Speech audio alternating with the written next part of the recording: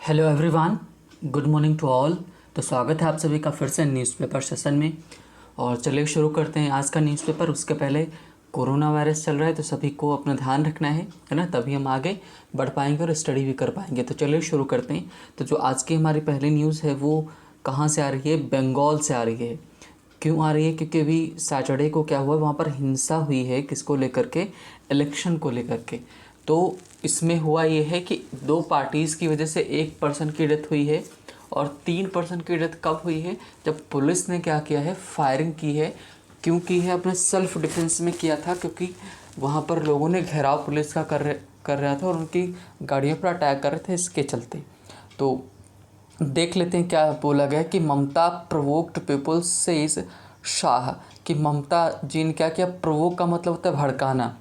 तो शाह जी का कहना है कि मतलब हमारे जो होम मिनिस्टर अमित शाह, उनका कहना है कि ममता ने प्रोवोक किया है, भड़काया है लोगों को, इसी वजह से लोगों ने ये हमला किया है और चीज़ें ख़राब हुई। और उन्होंने बोला the call by West Bengal CM. Call का मतलब ये बात सही है कि उन्होंने ये बोला था कि call, the call by West Bengal CM, कि सीएम ने बोला था कि कॉल का मतलब बोलना, डिमांड करना। वेस्ट बंगाल सीएम जो हैं ममता ने, तो घेराव, घेराव का मतलब होता है चारों तरफ से घेरना। Central forces late to attack firing says union minister. कह रहे हैं कि ममता जी ने जो बोला था कि घेराव करो, वो जो फोर्स सेंट्रल फोर्सेस हैं उनका, इसी की वजह से लीड का सेकंड फॉर्म लेड है, तो इसी की वजह से ये चीज़ें यहाँ तक पहुँची हैं। तो इसका ज़िम्मेवार कौन है? ममता जी हैं। ऐसा कौन, किसने बोला है? कि जो हमारे होम मिनिस्टर साहब हैं उन्होंने बोला है। और बंगाल सीएम स्पीक्स टू किन ऑफ विक्टिम्स। जो बंगाल के सीएम हैं उन्होंने जो सगे संबंधी हैं उनसे बात की है, विक्टिम की जिनकी डेथ हुई है 4 लोगों की, उनसे। और नेक्स्ट हमारी जो इंटरनेशनल न्यूज़ है, इंडिया और लाइन ऑफ एक्चुअल कंट्रोल की बात यहाँ पर करने वाले हैं। तो जिसमें ये बोला गया कि डी एस्केलेशन, एस्केलेशन का मतलब होता है कि चढ़ना, इसी से वर्ड बना है। एक लिफ्ट होती है, एक होता है एस्केलेटर। तो एस्केलेटर क्या होता है कि जो सीढ़ियों की तरह बना हो, तो उस पर आप खड़े हो जाते हो और आपको ऊपर पहुंचा देता है, उसको एस्केलेटर होता है। वो ऊपर की तरफ चीज़ें बढ़ती हैं तब एस्केलेटर होता है, और डी एस्केलेशन जब आप नीचे उतरते हैं तब होता है।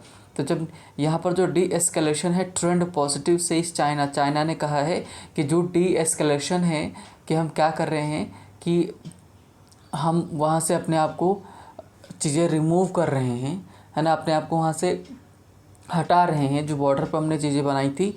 तो ये एक पॉजिटिव साइन है, ऐसा उन्होंने बोला है। But it skirts unresolved issues on LAC. LAC की जो जगहें हैं किनारे एकदम है, वो अनरिजॉल्व हैं, उन पर भी तो कोई सल्यूशन नहीं निकला है एलएसी के किनारे। लाइन ऑफ एक्चुअल कंट्रोल, यानी कि जो हमारे इंडिया और चाइना के बीच में जो लाइन है, वो लाइन ऑफ एक्चुअल कंट्रोल बोलते हैं उसको। नेक्स्ट अगर देखें न्यूज़ हमारे जो है वो आ रही, अच्छा, जो हमारे चीफ इलेक्शन कमीशन है वो कौन है? तो वो हमारे जो चीफ इलेक्शन कमीशन है ऑफ इंडिया हैं, वो सुनील अरोड़ा जी हैं। तो एग्ज़ाम वगैरह में पूछ लेता है। नेक्स्ट अगर देखिए न्यूज़ बोला गया कि new peak Delhi reports over 10,000 fresh infections की, कि नया एक ऊंचाई देखने को मिला, मतलब कि जो एकदम उछाल देखने को मिली है नए केसेस में। कहाँ पर? दिल्ली में। और this fourth wave is very dangerous. CM ने बोला कि जो चौथी जो लहर है बहुत ही खतरनाक है। और इंडिया रिकॉर्ड्स 1.7 लाख न्यू कोविड-19 केसेस, मतलब इंडिया ने 1.7 लाख, मतलब 1,70,000 नए केसेस देखने को मिले हैं कोविड-19 के। और महाराष्ट्र एड्स 63,294, मतलब महाराष्ट्र में सबसे ज़्यादा केसेस आ रहे हैं। एंड तो ये यहाँ की महाराष्ट्र की न्यूज़ थी। नेक्स्ट अगर देखें तो ये हमारी इकोनॉमी से जुड़ी हुई न्यूज़ है। तो इकोनॉमी से जुड़ी हुई न्यूज़ में क्या बोला गया कि investment projects bounce back in quarter means 4, यानी कि फोर्थ क्वार्टर में, चौथे क्वार्टर में क्या है कि इन्वेस्टमेंट जो प्रोजेक्ट्स हैं बाउंस बैक। तो वो बाउंस बैक कर रहे हैं, मतलब कि होता है, बाउंस का मतलब होता है उछाल आना, बैक का मतलब पीछे, मतलब जो नीचे चीज़ें चली गई थी फिर से उछाल करके वापस आ रही, तो बाउंस बैक। कह रहे हैं कि जो ये साइन ऑफ रिकवरी हैं ये देखने को मिल रहे हैं। Project execution rate highest since मार्च 2016 रिपोर्ट का मानना है कि जो प्रोजेक्ट एग्जीक्यूशन है, मतलब जो काम वगैरह हैं चल रहे हैं, उनको कार्यान्वित करने की जो दर है बहुत तेज़ है। कब बात कर रहे हैं? 2016 के मार्च से काफ़ी तेज़ी देखने को प्रोजेक्ट्स वगैरह में देखने को मिल रहा है। तो ये न्यूज़ थी मेन हमारी आज की। Now we are going for our editorial, और आज का जो हमारा एडिटोरियल रहेगा थोड़ा सा पॉलिटिकल रहेगा और थोड़ा सा इजी भी है, तो पढ़ने में चीज़ें समझने में आसानी रहेगी। ये फिर वेस्ट बंगाल से आ रहा है कि जो डेथ हुई, हमने भी देखा कि 4 लोगों की जो डेथ हुई है उसी के ऊपर ये आर्टिकल लिखा गया है। तो चलिए पढ़ना शुरू करते हैं और ध्यान से समझिएगा और वर्ड मीनिंग भी नोट करते चलिएगा और मीनिंग कैसे निकालना वो भी देखते रहिएगा। तो रॉन्ग शॉट्स, रॉन्ग का मतलब गलत, शॉट्स का मतलब कदम भी हो सकते हैं, या जो गोली चलाएगी उसके लिए भी बोल सकते हैं, ये स्टेप जो लिए गए हैं वो उनके लिए भी बोला जा सकता है। तो अब आगे पढ़ेंगे तो आपको समझ में आ जाएगा। तो बोला गया कि ECI का मतलब election commission of India, ECI election commission of India must take measures का मतलब होता है उपाय करना, मानदंड उठाना। टू प्रिवेंट का मतलब होता है रोकना, वायलेंस का मतलब हिंसा। तो ये पहले जो कॉमा लगाया पहले क्लॉज में उन्होंने क्या लिखा कि देखो एंड कॉन्जंक्शन इसे जोड़ा गया है, और तो इसमें 2 क्लॉज हो गए। एक हमारा ये क्लॉज हो गया, इतना ये हमारा एक क्लॉज है, और दूसरा हमारा ये क्लॉज है। और किससे जोड़ा गया है? एक कॉन्जंक्शन कौन से? एंड, इससे जोड़ा गया है। और एंड कब लगता है? एंड हम तब लगाते हैं जब दोनों ही उसके क्या हूँ, आपके क्लॉजेस को क्या हूँ, इक्वल कैटेगरी के होते हैं, तब हम इनका इस्तेमाल किया जाता है। आगे देखते हैं। तो इन्होंने बोला कि इलेक्शन कमीशन ऑफ इंडिया है ना, वो लें, क्या लें? मानदंड लें, उपाय उठाएं रोकने के लिए, वायलेंस को रोकने के लिए मानदंड लिए जाएं, उपाय किए जाएं। किए नहीं जाए, जरूर करें, है ना। मस्ट का इन्होंने इस्तेमाल किया। And keep the election process fair, और जो कीप का मतलब रखना, इलेक्शन प्रोसेस मतलब जो इलेक्शन प्रोसेस की प्रक्रिया है उसको फेयर रखें। फेयर का मतलब एकदम साफ़ सुथरी रखें, वहाँ पर कोई प्रॉब्लम ना है, जैसा कि वायलेंस अभी हुआ है ऐसा कुछ ना हो, ना कोई धांधली वगैरह हो, इन सबको इन्होंने बोला है। आगे देखते हैं। 5 people were killed on Saturday during 4th phase of polls in West Bengal, comma लगा हुआ है। इन्होंने बोला 5 people were killed। ये सेंटेंस कैसा है? पैसिव वॉइस में लिखा गया है कि 4 लोग मारे गए थे। कब? ऑन सैटरडे को। और किस प्रक्रिया में? During the 4th phase of election in West Bengal, मतलब वेस्ट बंगाल के पश्चिम बंगाल के 4थे चरण में शनिवार को 4 लोग मारे गए थे। अब आगे बता रहे हैं वेयर, जहाँ the first 3 phases were largely eventless, जहाँ पर क्या हुआ कि जो 4 phases हुए हैं उसमें से 3 phases, जो 3 phases का मतलब चरण, जो 3 चरण थे वो काफ़ी बृहद रूप में इवेंटलेस थे, वहाँ पर कोई हिंसा वगैरह नहीं हुई, इवेंटलेस रही। आगे देखते। आगे इन्होंने बताया वाइल, जबकि क्या हुआ कि 1 person was allegedly killed by political rivals, कि 1 person एक व्यक्ति क्या हुआ, वॉज अलीजेडली मतलब तथाकथित रूप से, किल्ड का मतलब मारा गया, बाय पॉलिटिकल राइवल्स जो राजनैतिक विपक्षी दल थे उनके द्वारा मारे गए, मतलब कि आपस में जो झड़प हुई उसके चलते। ये भी पैसिव वॉइस में देखो बाई का इस्तेमाल किया ना, तो कई बार बाई नहीं लगा रहता फिर भी पैसिव वॉइस में होता है। जब उसमें किसने मारा एजेंट मेंशन हो, है ना, तब हम अच्छा। पैसिव और एक्टिव में अंतर क्या होता है? एक्टिव में क्या होता है कि जो काम करने वाला होता है वो इम्पोर्टेंट होता है। यहाँ पर देखो मारा किसने वो इम्पोर्टेंट नहीं, जो मारा गया वो ज़्यादा इम्पोर्टेंट है। और इसी तरह देखो इसमें है ना 1 person मारा गया को, और जो एक्टिव में मतलब जो क्या होता है, मैं फिर से रिपीट करता हूँ, एक्टिव वॉइस में काम करने किसने मारा वो इम्पोर्टेंट है, और पैसिव वॉइस में क्या है कि जो जिसने मारा वो इम्पोर्टेंट नहीं है, जिसको मारा गया वो इम्पोर्टेंट है। तो ये बात है ना। ये पैसिव है। जैसे पैसिव इसमें लिखा गया कि 4 लोग मारे गए, तो जो लोग मारे गए वो ज़्यादा इम्पोर्टेंट, ना कि किसने मारा वो इम्पोर्टेंट नहीं लिखा गया, इसलिए पैसिव वॉइस में हम लिखते हैं।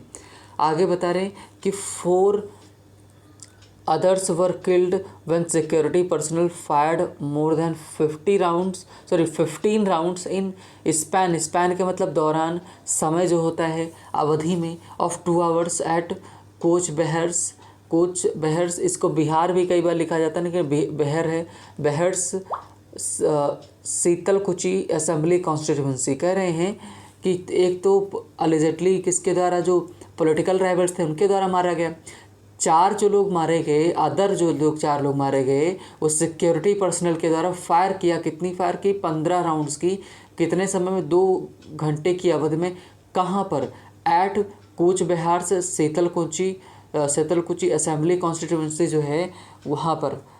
कॉन्स्टिट्यूंसी का मतलब कि जो क्षेत्र है वो चुनावी क्षेत्र है, वहाँ पर मारे गए। तो ये हिंसा के बारे में बताया। आगे बता रहे हैं इलेक्शन कमीशन जो ऑफ इंडिया है उसने हैज़ कंक्लूडेड, प्रेजेंट परफेक्ट में लिखा गया कि the election commission of India has concluded, उसने क्या निष्कर्ष क्या दिया है, that police action was necessary, जो कह रहे हैं कि जो पुलिस ने एक्शन लिया वो नेसेसरी था, एंड टेकन इन लिया गया है किसमें? इन सेल्फ डिफेंस, आत्म सुरक्षा में लिया गया है। But the political storm kicked up का मतलब शुरू होना। कह रहे हैं जो पॉलिटिकल स्टॉर्म है, जो तूफान है, राजनीतिक तूफान, वो शुरू हो गया बाय द एपिसोड कॉन्टिन्यूज, जो कि एपिसोड ये हुआ हिंसा वाला, इसकी वजह से टू रेज, गुस्सा वगैरह, कॉन्टिन्यूज टू रेज मतलब कि और भी चीज़ें खराब हो रही हैं।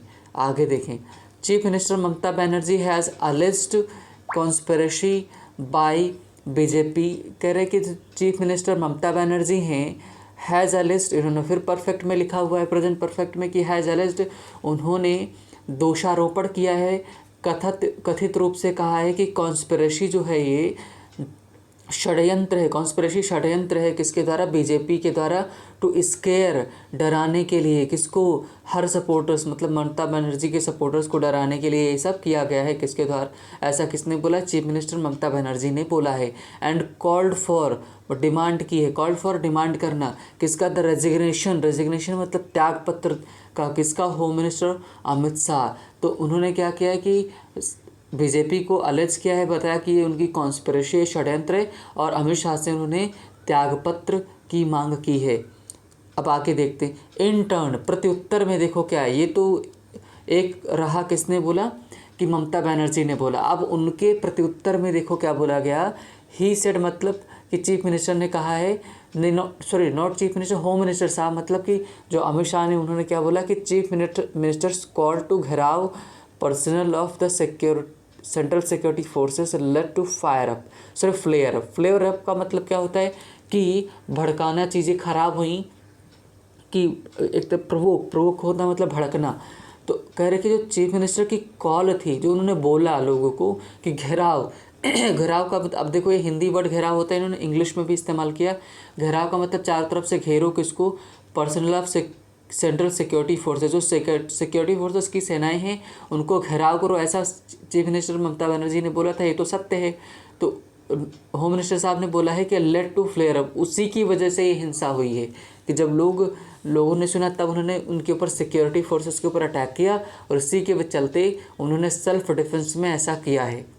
The Trinamool Congress has alleged, Trinamool Congress जो है उसने मतलब ममता बनर्जी की जो पार्टी है उसने अलेज्ड, फिर से प्रेजेंट परफेक्ट में लिखा गया, मीन्स दोषारोपण किया है, central forces are restricting it. कह रहे हैं कि जो सेंट्रल फोर्सेस है ना, वो उनका जो चुनाव है, जो उनकी चीज़ें उनको रिस्ट्रिक्ट की जा रही हैं, रिस्ट्रिक्टिंग इट का मतलब उनको रोक रहे हैं, और helping the BJP in the campaign कि, और हेल्पिंग का मतलब कि ये क्या हेल्प कर रहे हैं, इन हेल्पिंग मतलब हेल्पिंग, देखो हेल्प में आईएनजी लगा है, तो जब वर्ब में आईएनजी लगा होता है या तो वो कॉन्टीन्यूअस हो सकता है, कॉन्टीन्यूअस यहाँ पर है नहीं, और यहाँ पर जो हेल्पिंग है, तो जब हम नॉन फाइनाइट वर्ब्स की बात करते हैं तो हमारे पास 2 ऑप्शन आते हैं, एक होता है कि प्रेजेंट पार्टिसिपल, दूसरा होता है जेरेंड।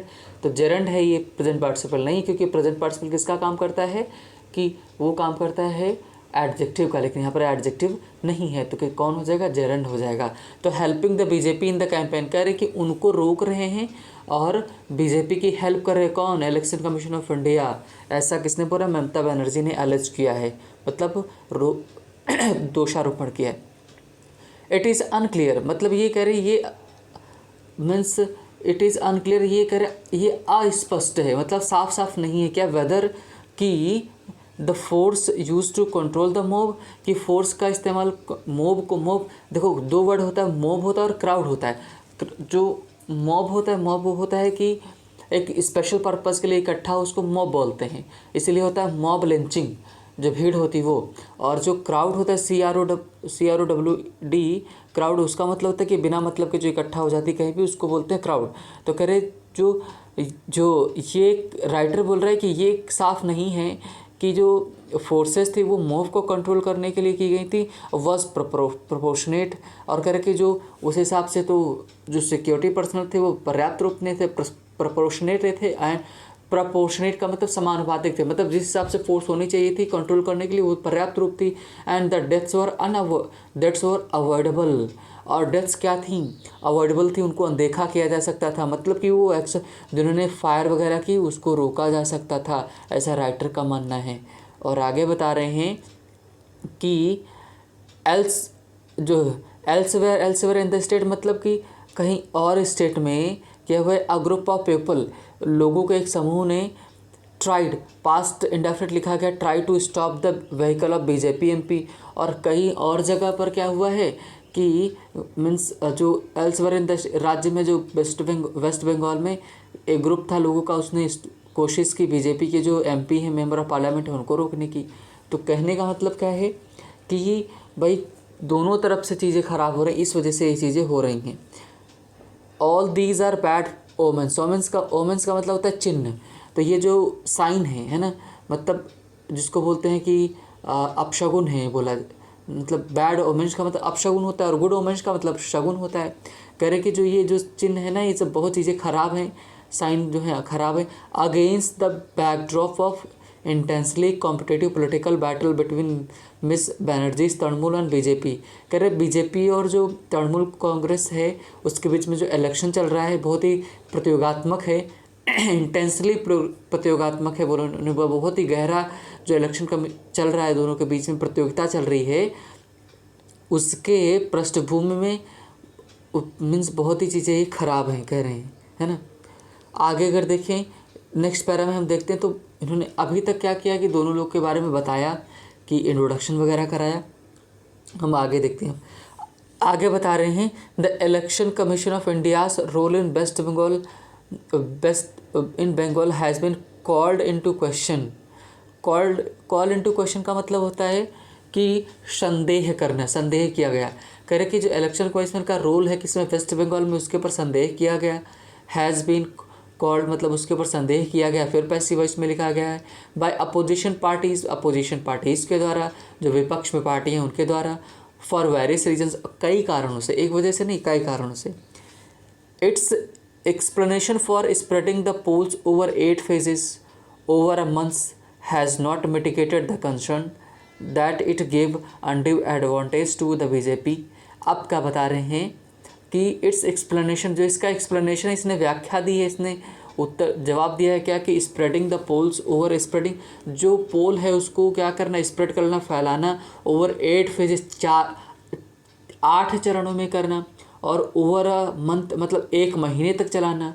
हैज़ नॉट मिटिगेटेड, इसने मिटिगेट का मतलब तक कम करना, इसने कम नहीं किया है क्या, कंसर्न मतलब चिंताएं, that it gave undue advantage to BJP, और बीजेपी को जो उन्होंने ये कि क्या दिया है, मीन्स फ़ायदा पहुंचा है इसकी वजह से। कह रहे हैं कि मतलब ये बीजेपी को एक तरह से समय दे रहे हैं कि ये 8 चरणों में कराने की क्या ज़रूरत थी। इसके ऊपर क्वेश्चंस उठाए गए हैं किसके द्वारा, कि जो अगेंस्ट में जो पार्टीज़ हैं विपक्ष में उनके द्वारा, कि भाई 8 चरणों में क्या करने की ज़रूरत थी।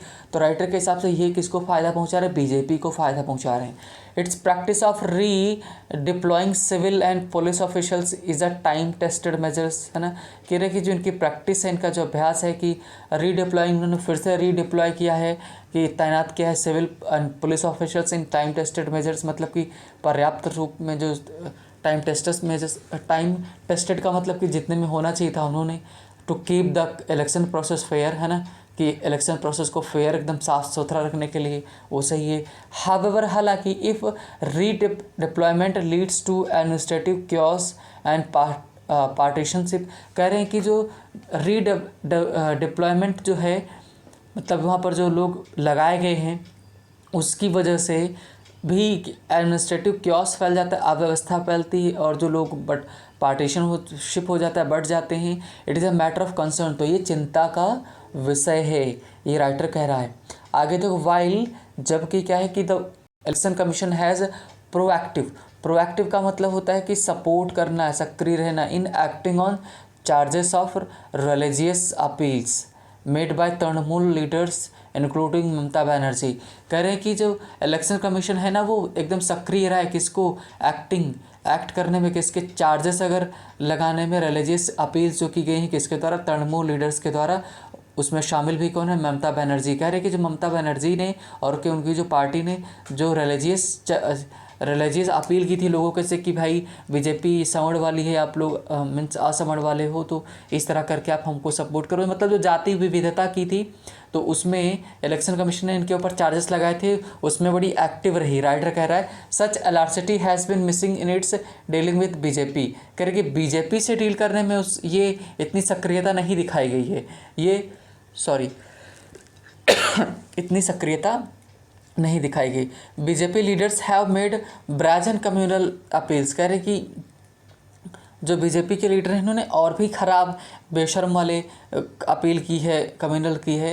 एंड गॉन स्कॉट फ्री का मतलब एकदम फ्री, एकदम साफ मीन्स बच गए, उनके ऊपर कोई एक्शन नहीं लिया गया। Election commission advertisement that invoke the sacrifice of security personnel amounted to the commission overstepping its security strictly apolitical. एक होता है पॉलिटिकल मतलब राजनीतिक, अपोलिटिकल मतलब अराजनैतिक, मतलब एकदम निष्पक्ष रूप में रहना। कह रहे जो इलेक्शन कमीशन का एडवर्टीजमेंट है दैट इन्वोक्ड, जो कि बताता है सैक्रिफाइसेस किसके, सिक्योरिटी पर्सनल के, कि वो है ना अमाउंटेड टू द कमीशन, वो जो इस वजह वो इस तरफ लेके जा रहा है हमारा ध्यान कि इलेक्शन कमीशन के ऊपर हमारा मतलब उसके कामों को दिखा रहा है जो over stepping it's strictly apolitical rule. मतलब कि जो इसको एक तरह से क्या होना चाहिए था कि क्या बोल सकते हैं, मतलब एकदम अनबायस्ड रहना चाहिए था, भेदभाव नहीं करना चाहिए था, है ना, निष्पक्ष रूप में रहना चाहिए था। कि वो ये नहीं हो पा रहा है जब उसने ये कहा कि मतलब जो सिक्योरिटी पर्सनल थे उनमें वो इन्वॉल्व हो गया और बोला कि उनकी जान वगैरह गई है, उनके बारे में बताया। तो ये सब काम कर देने की वजह से इसका जो एक रोल होता है वो क्या निष्पक्ष होना वो ख़त्म हो गया है, ये कहना चाह रहे हैं। आगे देखिए, अगर हम the personal role of the prime minister in the state has made task of ACI much more difficult. कह रहे हैं कि जो पर्सनल रोल है किसमें, प्राइम मिनिस्टर का, जो हमारे प्रधानमंत्री हैं स्टेट इलेक्शन में, इसकी वजह से और चीज़ें डिफ़िकल्ट हो गई हैं इलेक्शन कमीशन के लिए, है ना। It has not Ryzen up the challenge, और इसने कोई वहाँ पर चुनौती नहीं उठाई है। इनके खिलाफ की बात करें कि उन्होंने कोई मुद्दा नहीं उठाया है। आगे बता रहे हैं Miss Banerjee may have gone over the top in trolling the election commission. कह रहे हैं कि ममता बनर्जी हो सकता है, उन्होंने बोला कि मे हैव गॉन, हो सकता है कि चली गई हो किसमें, ट्रोलिंग द, उन्होंने ट्रोल किया है, मतलब बदनामी वगैरह की है, कि उनके ऊपर तथाकथित से आरोप लगाए हैं। रीनेम किसको, ECCI टू रीनेम MCC, मतलब कि इलेक्शन कमीशन ऑफ इंडिया को उन्होंने अलग नाम दिया था, क्या, MCC का मतलब मोदी कोड ऑफ कंडक्ट। मतलब कि उन्होंने बोला कि ये इलेक्शन कमीशन ऑफ इंडिया नहीं है, ये मोदी का कोड ऑफ कंडक्ट है ना। But it is not the first time, ये पहली बार नहीं है कि the chief minister has question the ECI's impartiality की। ये कह रहे कि ये पहली बार नहीं है कि ECCI मतलब किसी चीफ मिनिस्टर ने ECCI की जो इलेक्शन कमीशन ऑफ इंडिया की जो रोल है उसकी जो एक तरह से मीन्स अपक्षपात पूर्णता है उसके ऊपर सवाल उठाए हों, है ना। कि मतलब इसके पहले भी बता रहे Narendra Modi himself had questioned the fairness of election commission when he was chief minister, Gujarat chief minister. देखो ये इससे अब कंपेयर कर रहे हैं, कह रहे हैं कि जिस तरह से ममता बनर्जी ने इनके ऊपर आरोप लगाया है उसी तरह से कि एक तरह से जब कौन थे, नरेंद्र मोदी जी थे, तो उन्होंने भी क्या किया था कि means election commission of India के ऊपर आरोप लगाया था। It's reputation built over decades की पब्लिक ट्रस्ट इंटैक्ट कर रहे हैं कि जो इसका जो रेपुटेशन है दशकों से बनी रही कि इसकी पब्लिक के द्वारा पब्लिक इंटैक्ट में बनी रही सक्रिय होने की वजह से थ्रू ऑल दिस इन सब के माध्यम say that trust is now being eroded. और करें ये ट्रस्ट अब ख़त्म हो रहा है दो acts of commission and omission, मतलब कि जो एक्ट किए जा रहे हैं कमीशन और ओमिशन वाले जो एक्ट हो रहे हैं उसकी वजह मतलब कोई चीज़ को बनाना बिगाड़ना जो हो रहा है इसकी वजह से चीज़ें ख़राब हो रही हैं। There are 4 more phases of polling in Bengal में 4 चरण और बाकी हैं। Election commission must take measures, election commission ज़रूर निर्णय ले to prevent violence and keep the process fair, की प्रोसेस को एकदम फेयर रखने के लिए एंड इनेबलिंग फॉर वोटर्स, मतलब कि चीज़ें वोटर्स के लिए अच्छी रहें। तो ये हमने देखा कि दोनों पार्टी से एक दूसरे को क्या कर रहे हैं, दोषारोपण कर रहे हैं, है ना, ये सब बोला गया। तो ये तो आज का हमारा एडिटोरियल था। तो चलिए मिलते हैं नेक्स्ट एडिटोरियल में नेक्स्ट न्यूज़ के साथ। तब तक के लिए bye bye and take care.